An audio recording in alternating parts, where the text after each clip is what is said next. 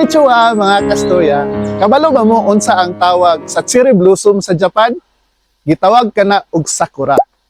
Sa Pilipinas natay kaugalingong version ana, ang pink trumpet tree. Naata karon sa impasugong Bukidnon. Dawbe, kauban man nato ang mama ni Rickmar. Ato naglupad karon. Ubanay ko ninyo. Let's go.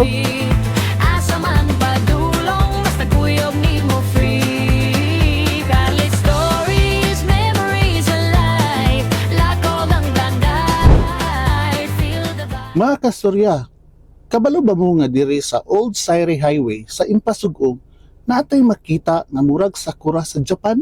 Kini ang pink trumpet tree na ginitawag pod sa uban og sakura sa Pilipinas. Sakura ka ba? Kay ang imong beauty murag sakura sa bugas. Mao lagi.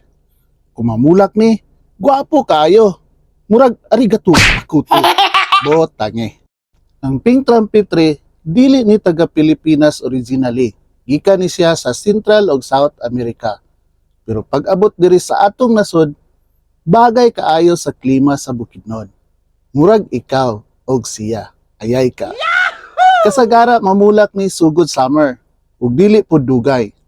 Sama sa ilang relationship ba? Dili pod dugay. Joke lang bitaw. Ug karon naapog ko'y pangutana sa inyo mga kasturya.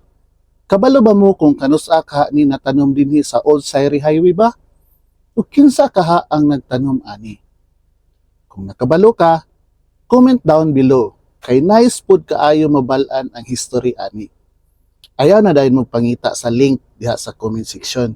Kay ang pinaka-importante nga link, ang atong link sa Ginoo. Kylie Stories po. Salamat tungkay sa pag-ubad.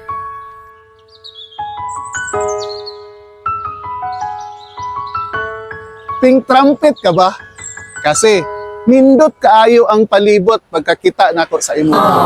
Di na kinahanglan ta moadtog Japan para makita og gwapo nga talan-awon kay naara na dinhi sa Bukidnon. Kylie Stories po. Arigato tungkay sa pag-uban. Yeah.